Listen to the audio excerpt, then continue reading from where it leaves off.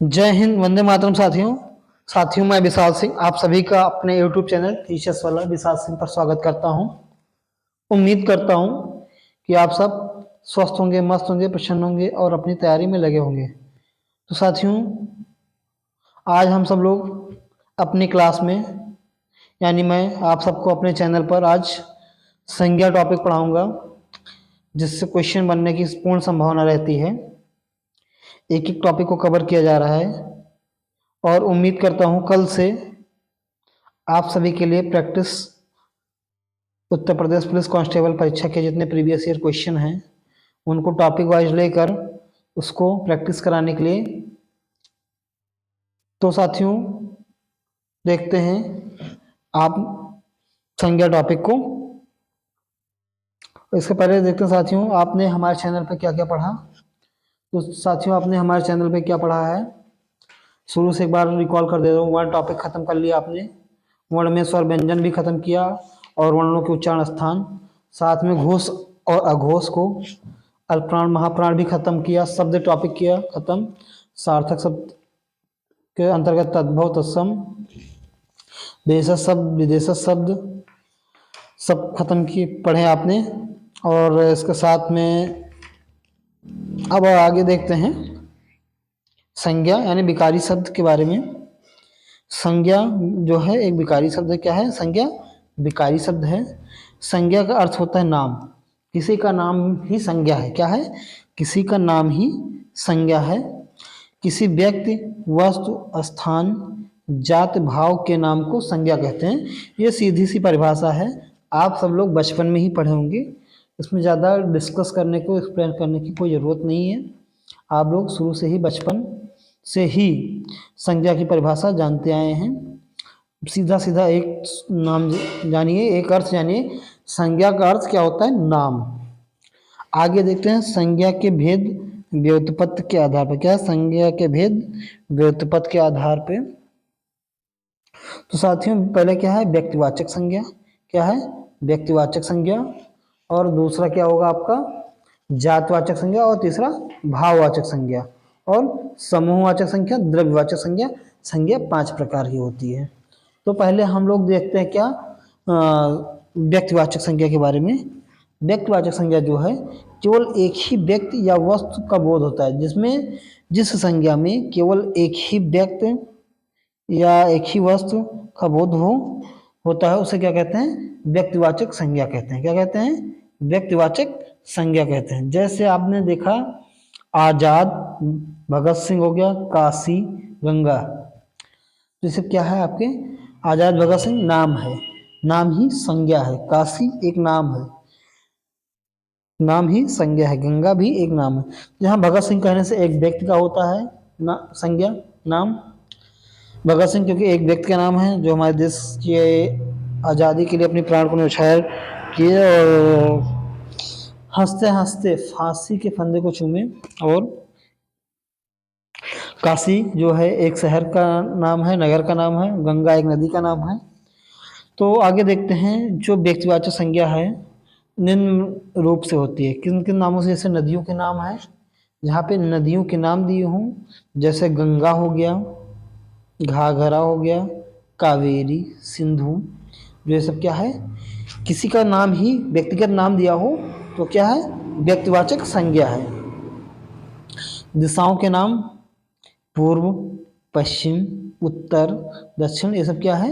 एक दिशा व्यक्तिगत। जैसे कोई बोला दक्षिण दिशा तो क्या है? एक व्यक्तिवाचक संज्ञा है, क्योंकि व्यक्तिगत दक्षिण की ही दिशा की बात कर रहा है, ना कि और दिशाओं को इंक्लूड कर रहा है इसमें, इसलिए।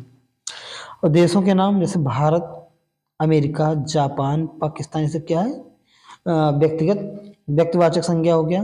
पर्वतों के नाम हिमालय, विंध्याचल, काराकोरम, अलकनंदा, ये सब क्या है? व्यक्तिवाचक संज्ञा है। आगे देखते हैं समुद्रों के नाम।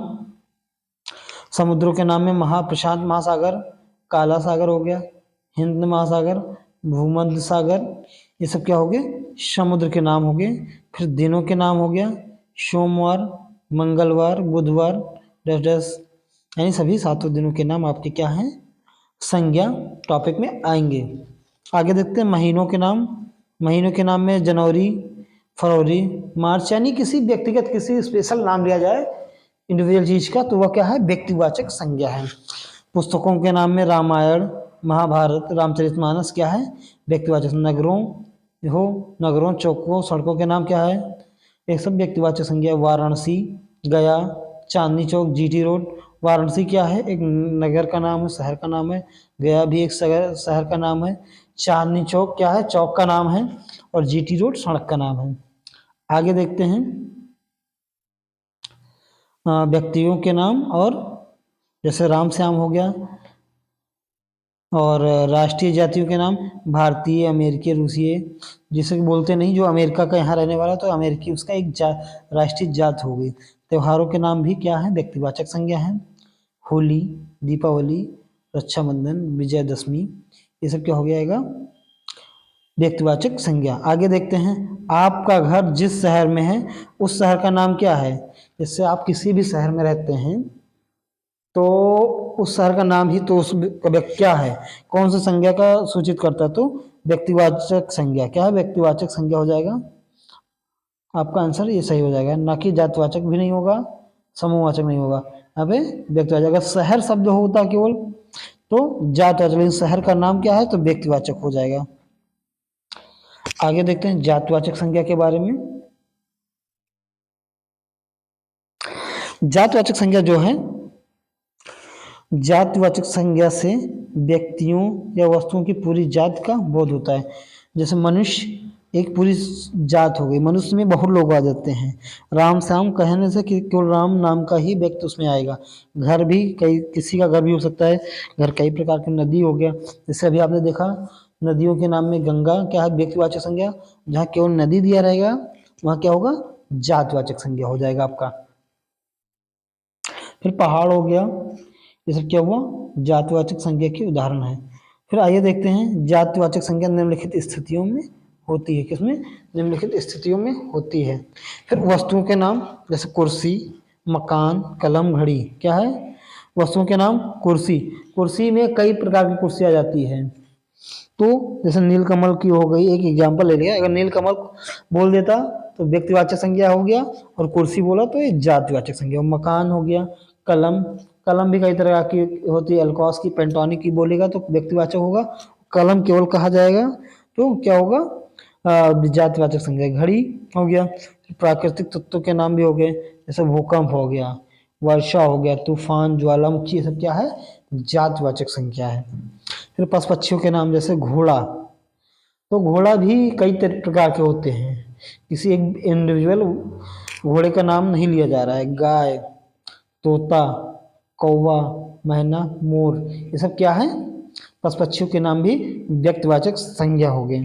फिर आगे पदों या व्यवसायों के नाम हो गए, क्या, पदों या व्यवसायों के नाम क्या है, जैसे वकील साहब हो गए, दुनिया के वकील सब क्या है, एक जात है, वकील लोगों की एक जात है कि वकील साहब के नाम से जाने थे। फिर डॉक्टर साहब, डॉक्टर हो गए। शिक्षक हो गया, लेखक हो गया, प्रोफेसर, मंत्री, बहन, ठग, जुलाहा, सब क्या है, पद या व्यवसाय के संबंध में है, जो कि एक जातिवाचक संज्ञा है। आगे देखते हैं भाववाचक संज्ञा के बारे में। भाववाचक संज्ञा जो है, जिन संज्ञा शब्द से वस्तु के गुण, धर्म, दशा अथवा व्यापार का पता चलता है उन्हें क्या कहते हैं, भाववाचक संज्ञा कहते हैं। जिन संज्ञा शब्द से वस्तु के गुण, धर्म, दशा अथवा व्यापार का पता चलता है उन्हें भाववाचक संज्ञा कहते हैं। भाववाचक संज्ञा को बहुवचन नहीं होता, क्या है, भाववाचक संज्ञा का बहुवचन नहीं बनता। भाववाचक संज्ञा जो है केवल एक वचन में ही रहती है। जैसे बुढ़ापा, बुढ़ापा को महसूस किया जा सकता है, देखा नहीं जा सकता है। यानी ऐसे ऐसे कह सकते हैं जिसको हम महसूस कर सकते हैं लेकिन देख नहीं सकते, छू नहीं सकते हैं, वो सब क्या है, भाववाचक संज्ञा है। जो भाववाचक संज्ञा जैसे बुढ़ापा हो गया, लड़कपन हो गया, गर्मी हो गई, सुंदरता, ये सब, हवा हो गया, सब क्या है, भाववाचक संज्ञा। हवा को किसी ने आज तक देखा है, केवल जब आपके बॉडी में टच होती है हवा, हवा चलती है तो आप महसूस करते हैं कि हवा चल रही है। फिर भाववाचक संज्ञा से जातवाचक, भाववाचक संज्ञा का निर्माण 5 प्रकार से होता है। जैसे जातवाचक से भी भाववाचक बनता है, क्या, जातवाचक संज्ञा से भाववाचक संज्ञा बनती है। क्रिया से भाववाचक संज्ञा बनती है, सर्वनाम से भी भाववाचक संज्ञा बनती है, अव्यय से भाववाचक संज्ञा और विशेषण से भाववाचक संज्ञा का निर्माण होता है। तो आइए हम लोग देखते हैं इसमें जातवाचक से भाववाचक संज्ञा के बारे में। जैसे लड़का हो गया, लड़का का क्या हो जाएगा, लड़कपन हो जाएगा। बूढ़ा का बुढ़ापा हो गया। और शत्रु का शत्रुता। तो शत्रु क्या है, जाति है, और शत्रुता एक भाववाचक है, वहां पे भाव। तो यहाँ पे देखते हैं जैसे लड़का हो गया, लड़का का लड़कपन हो गया। बूढ़ा बुढ़ापा, बुढ़ापा किसी ने देखा है, बस महसूस करते हैं जब काम करने में अस्थिरता महसूस होती है, बॉडी उतना वर्क नहीं कर पाती, लोग कहते हैं एक एज बढ़ने के बाद कि बुढ़ापा आ गया है। फिर शत्रु, शत्रु से शत्रुता हो जाएगा। मित्र से मित्रता हो गया। मनुष्य से मनुष्यता हो गया। राष्ट्र से राष्ट्रीयता हो गया। दास से दासत्व हो गया। शिव से शिवत्व हो गया। मानव से मानवता हो गया। क्या है, मानव से मानवता हो गया। लड़का लड़कपन हो गया, आपने देखा। बूढ़ा से बुढ़ापा हो गया। शत्रु से शत्रुता। मित्र से मित्रता हो जाएगा। ये सब आपने देखा। क्या, लड़का, बूढ़ा, शत्रु, मित्र, जो ये सब हैं क्या है, जातवाचक हो, इधर क्या भाववाचक है। तो आपने ये देखिए। आगे देखते हैं क्रिया से भाववाचक संज्ञा के बारे में। क्या है, क्रिया से भाववाचक संज्ञा के बारे में। सजना एक क्रिया है, ठीक है, सजना एक क्रिया है, और सजावट एक भाववाचक संज्ञा। सजावट क्या है, भाववाचक, महसूस करते हैं। जो सजा होता है उसको क्रिया कहलाते हैं, और सजावट क्या है, भाववाचक संज्ञा हो गया। घबराना क्रिया है, और घबराहट भाववाचक हो गया। दौड़ना क्या है, क्रिया, और दौड़ भाववाचक संज्ञा हो गया। मारना एक क्रिया है, मार भाववाचक संज्ञा हो गया। तो आपने देखा ये सब क्या है, क्रिया से भाववाचक संज्ञा।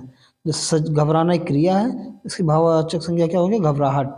दौड़ने क्रिया है, दौड़ एक भाववाचक संज्ञा हो। मारना एक क्रिया है, मार एक भाववाचक संज्ञा हो गया। फिर आगे देखते हैं सर्वनाम से भाववाचक संज्ञा। क्या है, सर्वनाम से भाववाचक संज्ञा। तो सर्वनाम क्या है, निज। निज का निजत्व हो जाएगा, निजता। क्या होगा, निज का निजत्व या निजता हो गया। अपना का अपनापन हो गया, अपनाव हो गया। मम का ममता या ममत्व। क्या है, ममता या ममत्व हो गया। ये आपने देखा सर्वनाम से भाववाचक संज्ञा। फिर आगे देखते हैं अव्यय से भाववाचक संज्ञा के बारे में। ये छोटा सा टॉपिक था साथियों। हम आप सभी के लिए जो भी है अपने चैनल पे इधर उधर की बातें न करते हुए, क्योंकि समय कम है, और मैं सोचता हूँ कि आप सभी को ज़्यादा से ज़्यादा कंटेंट दे सकूँ जिससे आप लोगों को फ़ायदा हो।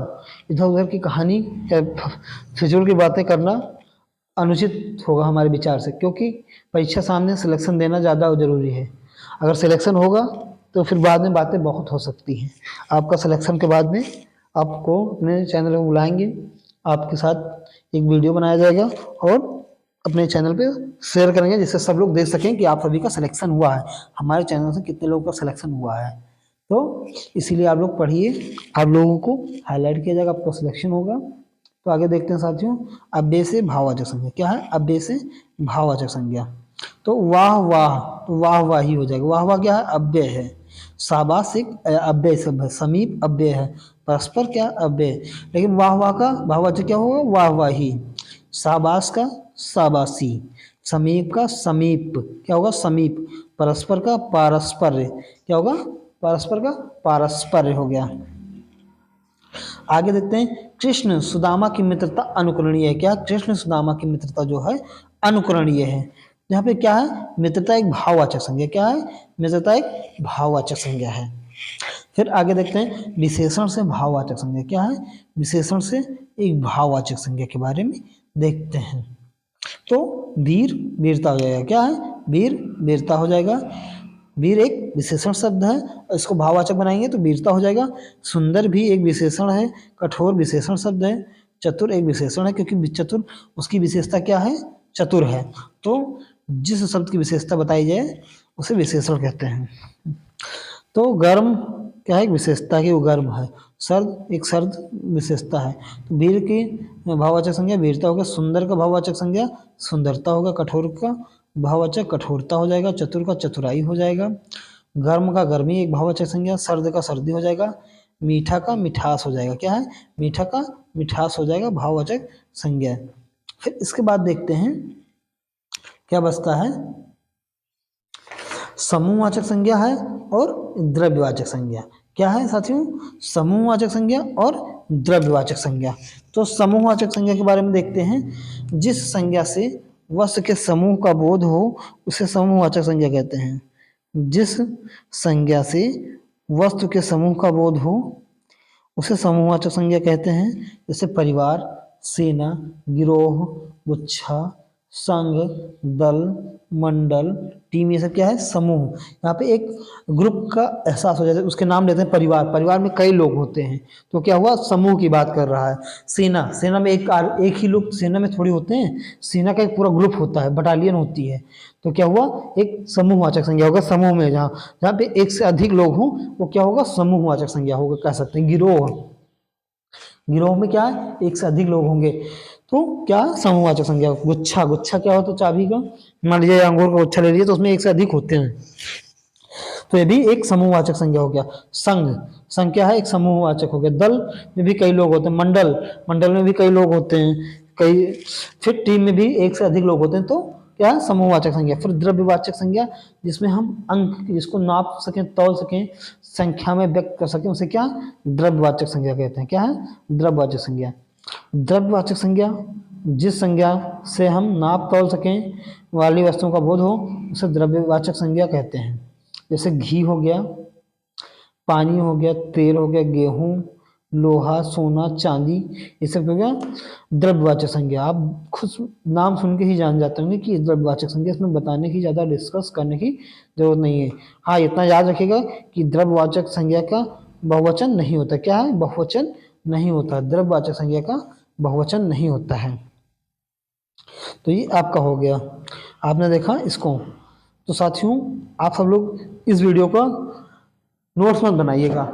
आप लोग क्या करिए, इसको 2 बार देख लेंगे, याद हो जाएगा, देखने से याद हो जाएगा और नोट्स लिखने में आपका समय ज़्यादा जाता है तो समय मत गंवाइए आप। अब इतना ध्यान से पढ़िए कि चाहे वीडियो आप 2 बार देख लें और याद हो जाए, क्योंकि याद करना आपको ज़रूरी है। नोट्स बाद में भी बनाया जा सकता है कि परीक्षा समीप है आपके, 18 फरवरी को पेपर होना फिक्स है, ये मत मानिएगा पेपर टलेगा। तो आइए देखते हैं हम संज्ञाओं का प्रयोग। आप लोग केवल वीडियो देखिए, समझिए, इसीलिए हम बहुत आसान शब्दों में आप सबको समझाने का प्रयास करते हैं और आसान शब्दों में जो आपके प्रायः बोलचाल की भाषा में ही नोट्स बनाए हैं, कंटेंट जो आपको दे रहे हैं कि आप एक बार पढ़ेंगे याद हो जाएगा। कोई किताबी भाषा यहाँ पे इस्तेमाल नहीं किया जा रहा है। तो आगे देखते हैं संज्ञाओं के बारे में, संज्ञाओं का प्रयोग कैसे किया जाता है। जिन वाक्यों में प्रयुक्त संज्ञा होगा, यहाँ पे क्या है? संख्या लिखा है, इसको क्या है? यहाँ पे संज्ञा होगा। क्या? संज्ञा हो गया। जिन वाक्यों में प्रयुक्त संज्ञा कभी कभी व्यक्तियों तथा वाचकों में होते हुए भी जातवाचक में के रूप में प्रयुक्त होते हैं, तो कभी कभी यह जातवाचक के रूप में प्रयोग की जाती है तो वह कभी कभी व्यक्तिवाचक में, कभी कभी जो संज्ञा है व्यक्ति हो या वाचक हो तो कभी कभी यह जातवाचक में प्रयोग किया जाता है और कभी कभी व्यक्तिवाचक में प्रयोग किया जाता है। तो आइए देखते हैं व्यक्तिवाचक से जातवाचक संज्ञा कैसे बनाई जाती है और आगे देखेंगे जातवाचक से व्यक्तिवाचक संज्ञा कैसे बनाई जाती है। तो व्यक्तिवाचक संज्ञा से जातवाचक संज्ञा के रूप में कैसे परिवर्तित करते हैं। जैसे भीम, भीम किसी एक व्यक्ति का नाम है, लेकिन इसको जातवाचक में कैसे क्या कहेंगे? आप कलयुग के भीम निकले, आप कलयुग के भीम निकले। भीम का अर्थ आप लोग जानते होंगे ताकतवर, तो आप कलयुग के भीम निकले। विभीषण, विभीषण को भी बारे में आप जानते होंगे, आप पूरे विभीषण निकले।